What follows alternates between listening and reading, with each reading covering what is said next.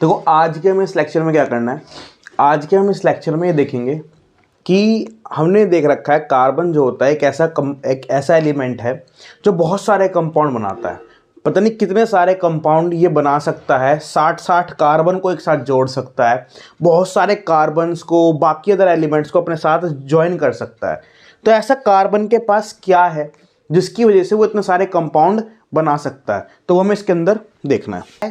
देखो कार्बन के पास दो प्रॉपर्टी हैं जिनको हम बोलते हैं वर्सेटाइल नेचर ऑफ कार्बन, यानी कि कार्बन जो एक ऐसा कंपाउंड बन गया, एक ऐसा एलिमेंट बन गया जो बहुत सारे एलिमेंट से, बहुत सारे कार्बन से जुड़ पा रहा है, उस नेचर को बोलते हैं वर्सेटाइल नेचर ऑफ कार्बन। तो कार्बन का जो वर्सेटाइल नेचर है, यानी कि जो बहुत वास्ट नेचर है जिसकी वजह से बहुत सारे कार्बन से जुड़ पा रहा है, उसके दो कारण होते हैं। सबसे पहला कारण है उसका कैटिनेशन, ठीक, और दूसरा कारण है उसका टेट्रावैलेंसी। अब ये कैटिनेशन और टेट्रावैलेंसी क्या है, कौन सी वे दो प्रॉपर्टी, क्या इनका मतलब है जिसकी वजह से कार्बन बहुत सारे कंपाउंड्स बना देता है। तो ये दो कारण हैं हमारे वर्सेटाइल नेचर ऑफ कार्बन के, जिसमें पहला शब्द अगर हम बात करें तो पहला शब्द हमारे पास जो है वो कैटिनेशन का है।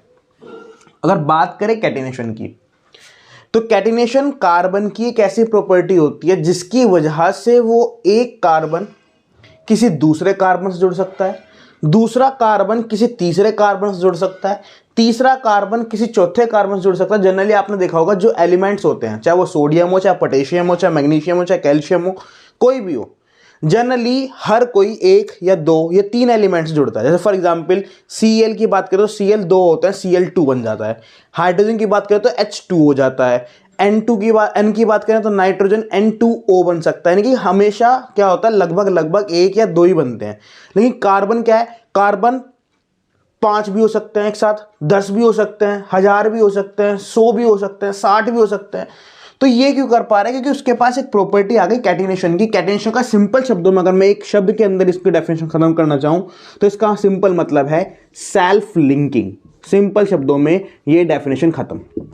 सेल्फ लिंकिंग का मतलब होता है कि कार्बन की कार्बन से आपस में जुड़ने की जो प्रॉपर्टी है उसी प्रॉपर्टी को बोलते हैं कैटिनेशन। जैसे कि एक कार्बन आया, वो दूसरे जुड़ गया, दूसरा तीसरे जुड़ गया, तीसरे चौथे से, पांचवें से, छठे से, सातवें से।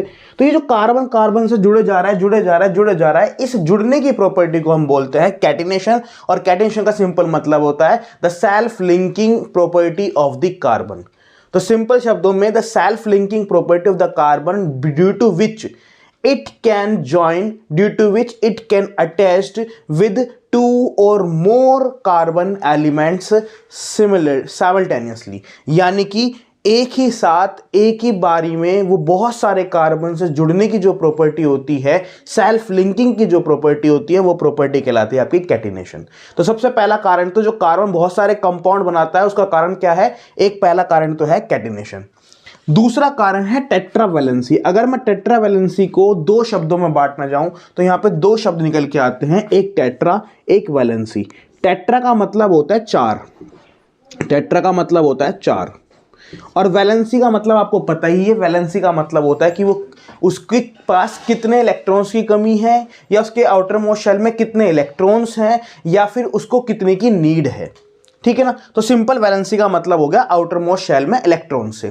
तो यानी कि जो इसके पास इलेक्ट्रॉन्स होते हैं आउटर मोस्ट शेल में, वो हमें पहले से ही पता है वो कितने होते हैं, 4 होते हैं। क्यों कि इसका एटॉमिक नंबर 6 है।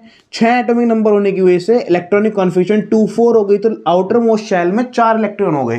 तो ये जो 4 इलेक्ट्रॉन इसकी आउटर मोस्ट शेल में है, यही कारण कहलाता है इसका टेट्रावैलेंसी। इसी को बोलते हैं टेट्रावैलेंसी। तो इसके पास जो 4 कार्बन है के 4 इलेक्ट्रॉन इसके आउटर मोस्ट शेल में है, ये भी एक वो दूसरा कारण है जिसकी वजह से कार्बन बहुत सारे कंपाउंड बना देता है। क्योंकि होता क्या है, ना तो ये किसी को इलेक्ट्रॉन देता, ना ही किसी से इलेक्ट्रॉन लेता, ये शेयरिंग कर लेता है। अब जब शेयरिंग करेगा तो अपने साथ ये 2 कार्बन को भी शेयर करा सकता है, 3 कार्बन को भी शेयर करा सकता है, 4 हाइड्रोजन को भी शेयर करा सकता है, और भी किसी को करा सकता है। तो शेयरिंग में क्या होगा, हमेशा ज्यादा कंपाउंड, ज्यादा एलिमेंट साथ में लगेंगे, जबकि डोनेटिंग में या फिर गेनिंग में क्या होंगे, या तो वो एक एलिमेंट को डोनेट करेगा या 2 एलिमेंट को डोनेट करेगा। लेकिन कार्बन क्या होता है, कार्बन के पास 4 इलेक्ट्रॉन होने की वजह से, उसकी जो टेट्रा वैलेंसी की जो प्रॉपर्टी है उसकी वजह से ये क्या कर सकता है, ये बहुत सारों के साथ शेयरिंग कर सकता है। और जब बहुत सारों के साथ शेयरिंग करेगा तो ये क्या करेगा, बहुत सारे कंपाउंड बना देगा, जिस वजह से हम ये कह देंगे कि कार्बन बहुत सारे कंपाउंड बनाता है। उसका कैसा नेचर है, उसका नेचर है आपका वर्सेटाइल नेचर। कैसा नेचर है आपका, वर्सेटाइल नेचर। और वर्सेटाइल नेचर होने का कारण क्या है, वर्सेटाइल नेचर होने का कारण है पहला कैटिनेशन और दूसरा उसकी टेट्रा वैलेंसी। कैटिनेशन का सिंपल मतलब कार्बन से कार्बन के जुड़ने की जो एबिलिटी है, उस एबिलिटी को बोलते हैं कैटिनेशन। और टेट्रा वैलेंसी का मतलब उसके आउटर मोस्ट शेल में जो 4 इलेक्ट्रॉन्स हैं, उन 4 इलेक्ट्रॉन्स की शेयरिंग करना, उन 4 इलेक्ट्रॉन्स से की मदद से बॉन्डिंग बनाना, उस प्रॉपर्टी को बोलते हैं टेट्रा वैलेंसी। टेट्रा का मतलब 4 और वैलेंसी का मतलब आपको पता ही है। तो सिंपल शब्दों में ये 2 प्रॉपर्टी हमारे पास कार्बन की ऐसी हैं जिसकी वजह से वो बहुत सारे कंपाउंड बनाया जाता है। जो कार्बन कार्बन की जो बॉन्ड होती है, जैसे यहां पे है कार्बन कार्बन की बॉन्ड, जैसे यहां पे है कार्बन कार्बन की बॉन्ड, जैसे यहां पे है कार्बन कार्बन की बॉन्ड, ये कार्बन कार्बन की बॉन्ड जो होती है, कहने को तो कोवेलेंट बॉन्ड है ये, लेकिन ये बॉन्ड बहुत स्ट्रांग होती है। अदर जो कंपाउंड होते हैं जो कोवेलेंट बॉन्ड बनाते हैं, उनके कंपैरिजन में ये बॉन्ड बहुत स्ट्रांग है कोवेलेंट बॉन्ड ये, लेकिन कोवेलेंट बॉन्ड होने के बावजूद भी काफी स्ट्रांग बॉन्ड है। इसी वजह से ये एलिमेंट्स जो भी कंपाउंड बनाएगा, यानी कार्बन जो भी कंपाउंड बनाएगा वो कैसा होगा, वो स्टेबल होगा। कैसा होगा, वो आपका स्टेबल, जिस वजह से कार्बन की जो एबिलिटी है बहुत सारे कंपाउंड बनाने की, वो चलती रहती है। तो यही 2 कारण है जिसकी वजह से कार्बन क्या करता है, बहुत सारे कंपाउंड बना देता है, और इसी को बोलते हैं वर्सेटाइल नेचर ऑफ कार्बन। और एग्जाम के लिए अगर बात करूं तो ये एग्जाम के लिए बहुत इंपॉर्टेंट टॉपिक है। सिंपल शब्दों में पूछता है कि कैटिनेशन क्या है, टेट्रा वैलेंसी क्या है, या बताओ वर्सेटाइल नेचर जो कार्बन का है उसके वर्सेटाइल नेचर होने का कारण क्या है। तो कारण सिंपल 2 है, एक कैटिनेशन और एक टेट्रा वैलेंसी है। डन यहां तक। अब नेक्स्ट अगर हम हेडिंग की बात करें तो नेक्स्ट हेडिंग हमारे पास क्या है, आपने देखा कि कार्बन है, वो कार्बन क्या करता है, वो कार्बन हाइड्रोजन से जुड़ जाता है। वो कार्बन क्या होता है, हाइड्रोजन से जुड़ जाता है। एक कंपाउंड ये बन गया, क्या नाम है, क्या है, वो बाद की बात है, लेकिन फिलहाल ये कंपाउंड है। और भी बन सकते हैं, ऐसे भी बन सकता है। तो ये भी क्या है, ये भी एक कार्बन का कंपाउंड है। लेकिन अगर मैं बात देखूं इस वाले कंपाउंड में और इस वाले कंपाउंड में, तो इन दोनों में मुझे एक चीज कॉमन दिख रही है, और वो क्या है, वो ये है कि ये वाला कंपाउंड भी सिर्फ 2 चीज से मिलकर बना है। किस किस से, एक तो कार्बन से और एक बना है हाइड्रोजन से। ऐसे ये वाला जो कंपाउंड है वो भी 2 चीज से मिलकर बना है, एक तो कार्बन से और एक हाइड्रोजन से। तो जब भी कोई कार्बन का कंपाउंड, जब भी कोई कार्बन का कंपाउंड 2 चीज से मिलकर बना हो, एक कार्बन से और एक हाइड्रोजन से, तो वो कंपाउंड कहलाते हैं आपके हाइड्रोकार्बन। क्या कहलाएंगे वो, आपके हाइड्रोकार्बन। तो सिंपल शब्दों में अगर बात करें तो नेक्स्ट हेडिंग हमारे पास क्या हो जाएगी, हाइड्रोकार्बन्स। तो हाइड्रोकार्बन्स क्या है, कुछ नहीं है। हाइड्रोकार्बन सिंपल एक कंपाउंड है, किसका, कार्बन का, जो किससे मिलके बना है, जो कार्बन से और हाइड्रोजन से मिलके बना है। नाम के अंदर ही अपने आप को डिफाइन कर रहा है हाइड्रोकार्बन, यानी कि हाइड्रोजन और कार्बन का कंपाउंड्स। तो ये होते हैं हमारे हाइड्रोकार्बन्स। अब हाइड्रोकार्बन जो होते हैं हमारे पास 2 तरह के होते हैं। एक होता है हमारे पास सैचुरेटेड हाइड्रोकार्बन, सैचुरेटेड हाइड्रोकार्बन्स, और दूसरा होता है हमारे पास अनसैचुरेटेड हाइड्रोकार्बन्स। कौन सा होता है, अनसैचुरेटेड हाइड्रोकार्बन्स। अब सैचुरेटेड और अनसैचुरेटेड का मतलब क्या है, बेहद आसान, ध्यान समझना, एक बार में समझ में आ जाएगा। अगर किसी भी कार्बन कार्बन के बीच में, अगर किसी भी कार्बन कार्बन के बीच में कैसी बॉन्ड हो, सिंगल बॉन्ड हो, कैसी बॉन्ड हो, सिंगल बॉन्ड, जैसे यहां पे हमें दिख रही है, ठीक है ना, तो वो कहलाएगा आपका सैचुरेटेड हाइड्रोकार्बन। सिंपल, यानी कि ये क्या है आपका, एक सैचुरेटेड हाइड्रोकार्बन है। ये क्या है आपका, एक सैचुरेटेड हाइड्रोकार्बन है। जब जब कार्बन कार्बन के बीच में सिंगल बॉन्ड होगी तो वो सिंपल शब्दों में आपका सैचुरेटेड हाइड्रोकार्बन ही कहलाएगा। तो सैचुरेटेड हाइड्रोकार्बन का सिंपल मतलब क्या हुआ, सिंगल बॉन्ड किसके बीच में, between carbons, between carbons atom. तो कार्बन के एटम्स के बीच में कैसी बॉन्ड होनी चाहिए, सिर्फ और सिर्फ सिंगल बॉन्ड होनी चाहिए, तो वो कहलाएगा आपका सैचुरेटेड हाइड्रोकार्बन। और अगर इनके बीच में सिंगल बॉन्ड के अलावा बाकी दो तरह की बॉन्ड हो जाए, कौन कौन सी, या तो डबल हो या ट्रिपल हो, यानी कि इनके बीच में या तो कैसी बॉन्ड हो, डबल बॉन्ड, जैसे कि ये हो गया, या फिर इनके बीच में कैसी बॉन्ड हो, इनके बीच में आपकी ट्रिपल बॉन्ड हो, जैसे कि ये हो गया। तो ये चाहे डबल बॉन्ड हो उनके बीच में और चाहे ट्रिपल बॉन्ड हो, वे दोनों के दोनों ही कहलाएंगे आपके अनसैचुरेटेड हाइड्रोकार्बन्स। तो अनसैचुरेटेड हाइड्रोकार्बन्स कौन हुए, unsaturated hydrocarbons are those hydrocarbons in which there is a double bond और a single bond in between the carbon atoms.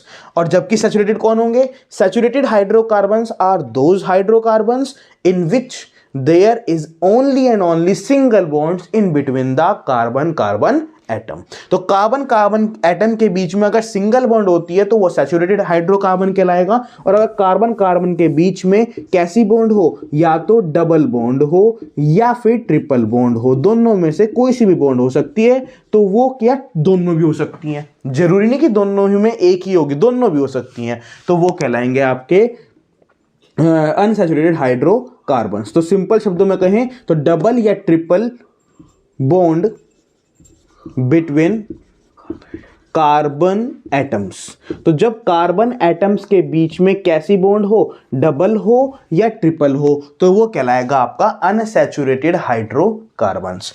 अब अनसैचुरेटेड हाइड्रोकार्बन्स में अगर हम बात करें, देखो अब हमारे पास तीन तरह के हाइड्रोकार्बन्स होते हैं, तीन तरह के क्या होते हैं आपके, हाइड्रोकार्बन्स होते हैं। जब कार्बन कार्बन के बीच में सिर्फ और सिर्फ कैसी बॉन्ड हो, आपकी सिंगल बॉन्ड हो, उनको बोला जाता है एल्केन्स। क्या बोला जाता है उनको, एल्केन्स। जैसे कि अभी बताऊंगा एग्जांपल, फिलहाल याद रखो कि जब सिंगल बॉन्ड हो तो वो क्या कहलाएंगे, आपके एल्केन्स कहलाएंगे। तो सिंपल शब्दों में मैं ये भी तो कह सकता हूं कि एल्केन्स कौन है, एल्केन्स आपके सैचुरेटेड हाइड्रोकार्बन्स हैं। क्योंकि एल्केन का मतलब भी क्या है, एल्केन का मतलब भी सिंगल बॉन्ड है, और सिंगल बॉन्ड वालों को हम क्या बोलते हैं, सैचुरेटेड हाइड्रोकार्बन्स बोलते हैं। तो सैचुरेटेड हाइड्रोकार्बन का एग्जांपल कौन हो गया आपका, एल्केन्स हो गया। एल्केन्स का मतलब क्या, अभी बताएंगे। अगर उनके बीच में डबल बॉन्ड हो तो उनको कहा जाता है आपका एल्कीन्स। क्या कहा जाएगा उनको, एल्कीन्स। क्या कहा जाएगा उनको, एल्कीन्स। तो डबल बॉन्ड होंगे तो क्या कहलाएंगे, वे एल्कीन्स कहलाएंगे। और अगर उनके बीच में ट्रिपल बॉन्ड हो, कैसी बॉन्ड हो, ट्रिपल बॉन्ड हो, तो वो कहलाएंगे आपके एल्काइंस। क्या कहलाएंगे वो, आपके एल्काइंस। तो सिंपल शब्दों में मेरे पास तीन शब्द आ गए, एक एल्केन्स आ गया, एक एल्कीन्स आ गया, एक एल्काइंस आ गया। एल्केन्स होंगे तो सिंपल हो जाएंगे सैचुरेटेड हाइड्रोकार्बन के एग्जाम्पल, और अगर एल्कीन्स होंगे या एल्काइंस होंगे तो ये दोनों के दोनों किसके एग्जाम्पल हैं, आपके अनसैचुरेटेड हाइड्रोकार्बन के। क्योंकि चाहे डबल बॉन्ड हो चाहे ट्रिपल बॉन्ड हो, कहलाएंगे वो कैसे, अनसैचुरेटेड हाइड्रोकार्बन्स। तो सिंपल शब्दों में हाइड्रोकार्बन दो तरह के होते हैं, एक सैचुरेटेड एक अनसैचुरेटेड। सैचुरेटेड का एग्जाम्पल एल्केन्स और अनसैचुरेटेड का एग्जाम्पल एल्कीन्स, एल्काइंस। अगर मैं बात करूं इनके जनरल फॉर्मूले की, जनरल फॉर्मूले का मतलब क्या है अभी समझ जाओगे जब मैं एग्जांपल दूंगा। फिलहाल याद रखो कि अगर मैं इनके जनरल फॉर्मूले की बात करूं तो जनरल फॉर्मूला उसका होता है CnH2n+2। ये क्या है, ये इसका जनरल फॉर्मूला है। किसका जनरल फॉर्मूला है, एल्केन्स का जनरल फॉर्मूला है। किसका फॉर्मूला है? एल्केन्स का। वहीं पे अगर मैं बात करूं एल्कीन्स का, तो एल्कीन्स का फॉर्मूला है CnH2n। ये बहुत आसान ट्रिक है, इसको याद कर लोगे तो सारे कंपाउंड अपने आप बनेंगे। अभी देखना कैसे बनेंगे। तो एल्कीन्स का कौन हो गया? CnH2n। अगर बात करें एल्काइंस की, तो एल्काइंस का होता है CnH2n-2, CnH2n-2। तो सिंपल शब्दों में अगर मैं बात करूं तो हमारे पास 3 जनरल फॉर्मूले हैं। एक होता है CnH2n+2। CnH2n+2 का मतलब है कि वो एल्केन्स का एग्जाम्पल है।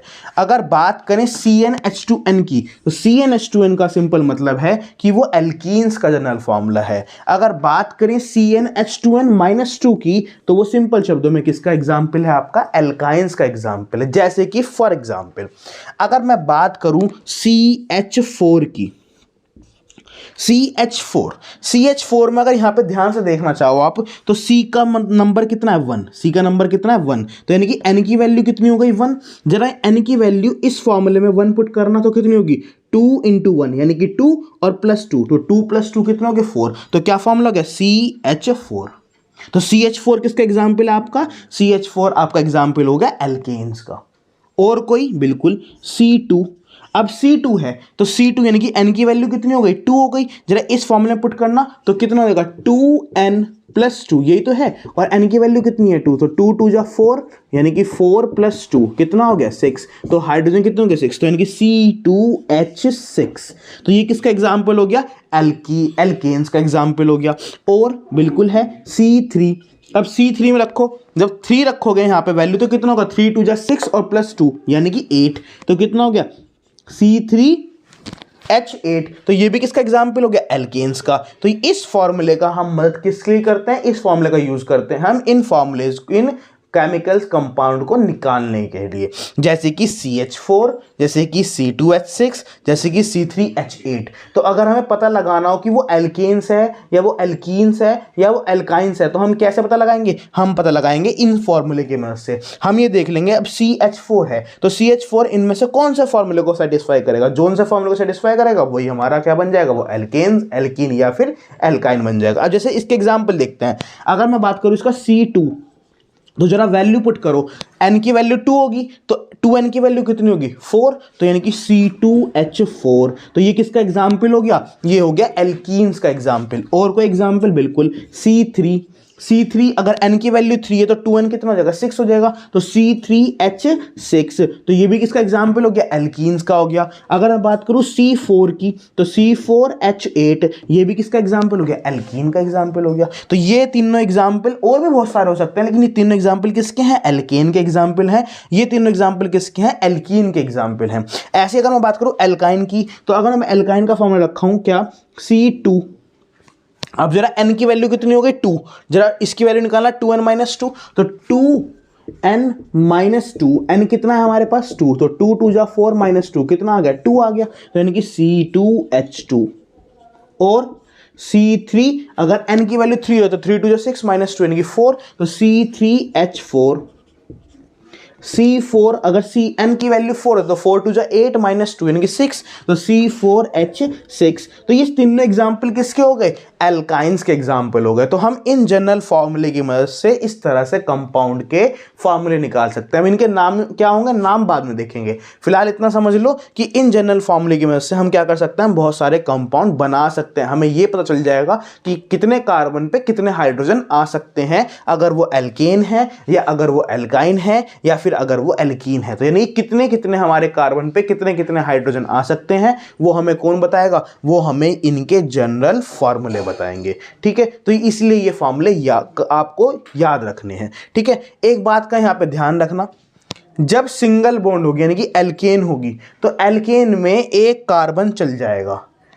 लेकिन अगर आपको एल्कीन बनाना है या एल्काइन बनाना है, तो एल्कीन और एल्काइन का सबसे छोटा जो मेंबर होगा, वो सबसे छोटा मेंबर 2 कार्बन के एलिमेंट का होगा। क्यों? क्योंकि यहां पे सबसे छोटा जो एलिमेंट होगा वो 1 कार्बन से काम चल जाएगा, जैसे कि यहां पे CH4 हो गया। लेकिन इसका जो सबसे छोटा एलिमेंट होगा, सबसे छोटा कंपाउंड जो होगा, वो 2 कार्बन के बिना नहीं बन सकता। क्योंकि कार्बन कार्बन के बीच में कैसे बॉन्ड आने? Double bond. और डबल बॉन्ड जब भी तो आएगी जब 2 कार्बन होंगे। तो इसीलिए एल्कीन और एल्काइन का सबसे छोटा जो मेंबर होता है वो कौन से कार्बन का होता है? वो 2 कार्बन का होता है। ज्यादा तो कितने भी हो सकते हैं, लेकिन कम से कम 2 कार्बन तो चाहिए ही चाहिए, एल्कीन्स के लिए भी और एल्काइन के लिए भी। जबकि एल्केन के लिए 1 होगा तो भी चल जाएगा, कोई दिक्कत नहीं है, लेकिन एल्कीन और एल्काइन के लिए कम से कम 2 चाहिए, 1 से काम नहीं चलता। इसलिए इन दोनों के, ये एनसीईआरटी का क्वेश्चन भी है और बोर्ड में कई बार आ भी चुका कि एल्कीन का सबसे छोटा मेंबर कौन है? तो एल्कीन का सबसे छोटा मेंबर 2 कार्बन वाला है और इसका नाम होता है इथीन, और इसका नाम होता है इथाइन। तो ये क्वेश्चन पूछा गया है कि सबसे छोटा आपका कंपाउंड, सबसे छोटा कंपाउंड एल्कीन का और एल्काइन का कौन है? तो ध्यान रखना 2 कार्बन वाला होता है। अब ये इथाइन और इथीन नाम कैसा है ये बाद की बात है, अभी बताऊंगा कैसे आया। यहां तक क्लियर? अब ये तो ठीक है कि ये कंपाउंड हो गए, लेकिन इन कंपाउंड के नाम कैसे पता लगाएं कि इन कंपाउंड का नाम क्या होगा? तो हम इनकी नेमिंग कैसे करेंगे? देखो, नेमिंग की अगर मैं बात करूं तो नेमिंग ये इस चैप्टर का बहुत बड़ा पार्ट है, जिसको हम बोलते हैं नोमेनक्लेचर ऑफ ऑर्गेनिक कंपाउंड। ये बहुत बड़ा है, बहुत बड़ी थ्योरी है इसकी, लेकिन हमें सिर्फ उतना पढ़ना है जितना हमारे सिलेबस में काम चल जाए, ठीक है ना? क्योंकि ज़्यादा पढ़ के भी कोई फ़ायदा नहीं है। तो हम सिर्फ उतना पढ़ेंगे जिससे कि हमारे क्लास 10th के सारे आपके जो ऑर्गेनिक कंपाउंड है वो कवर हो जाए। तो फिलहाल आज मैं आपको इस लेक्चर में क्या करा रहा हूँ? इस लेक्चर में सबसे पहले तो मैं आपको ये बता रहा हूँ कि एल्केन, एल्कीन और एल्काइंस के नाम आप कैसे रखोगे। जैसे फॉर एग्जाम्पल मेरे पास ये CH4 है, तो CH4 तो ठीक है, लेकिन इसका नाम क्या है? C2H6 है, इसका नाम क्या है? C3H8 है, इसका नाम क्या है? C2H4 है, इसका नाम क्या है? C3H6 है, इसका नाम क्या है? अब देखो, इन सारे कंपाउंड का नाम याद तो रख नहीं सकते, कोई ना कोई तो ट्रिक होगी। तो वो ट्रिक क्या है जिससे हम इन सब के नाम को बिना याद करे लिख सकते हैं? तो वो कैसे है, आइए देखते हैं उसको।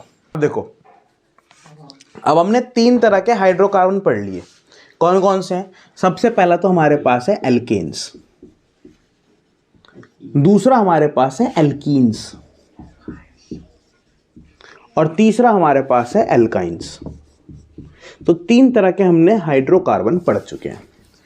अब अगर इनके नाम लिखने हो हमें, फॉर एग्जाम्पल किसी ने कह दिया कि भैया बताओ C2H6 का नाम क्या है, किसी ने कह दिया कि C3H8 का नाम क्या है, तो इनके नाम कैसे पता लगाएं कि हाँ भाई ये कैसे है? फॉर एग्जाम्पल किसी ने मेरे पास बोल दिया कि भाई बताओ C2H6 का नाम क्या है। अब हमें ये तो पता है कि C2H6 कौन सा है, जो C2H6 एल्केन है। ये कैसे पता लगाया मैंने? क्योंकि मैंने अभी इनके जनरल फॉर्मूले बताए। एक का बताया CnH2n+2, एक का जनरल फॉर्मूला बताया मैंने भी आपको CnH2n, एक का जनरल फॉर्मूला बताया मैंने आपको अभी CnH2n-2।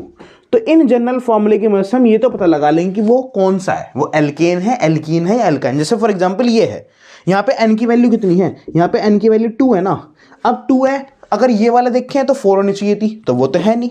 ये वाला देखें तो 2 होनी चाहिए थी, h की वैल्यू वो भी नहीं है, तो यही है, सिंपल देख लो चाहे, ठीक है। तो हमें ये तो पता लग गया कि ये क्या है, ये हमारा एल्केन है, लेकिन इसका नाम क्या है? एल्केन तो एक ग्रुप है, लेकिन उसका नाम क्या है? फिर इस कंपाउंड का नाम क्या है? तो उसका नाम पता लगाने के लिए हमें क्या करना है? देखो सुनो, सिंपल सा फंडा है इसका।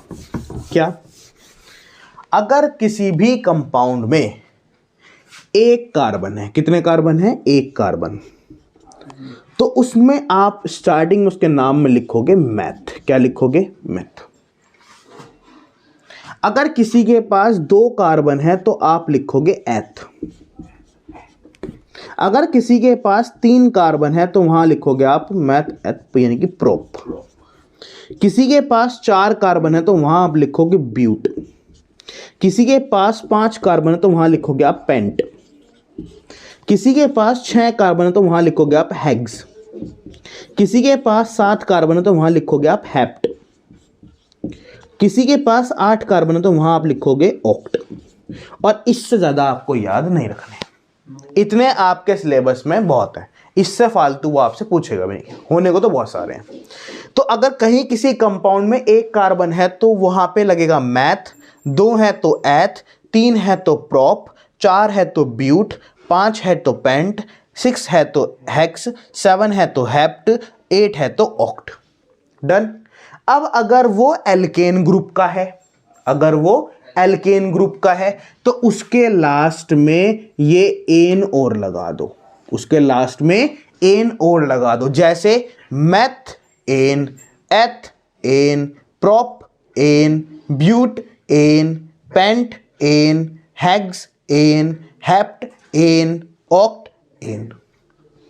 अगर वो एल्कीन ग्रुप का है तो उसके लास्ट में ईन लगा दो। क्या लगा दो उसके लास्ट में? ईन। जैसे ethene, propene, butene, pentene, hexene, heptene, octene. और अगर वो एल्काइन ग्रुप का है तो उसमें आइन लगा दो, जैसे इथ आइन, प्रोप आइन, ब्यूट आइन, पेंट आइन, हेक्स आइन, हेप्ट आइन, ऑक्ट आइन। हो गए कंपाउंड पूरे। अब अब देख लो जरा कैसे करेंगे एग्जाम्पल। मुझे कहा CH4 का नाम बताओ जी।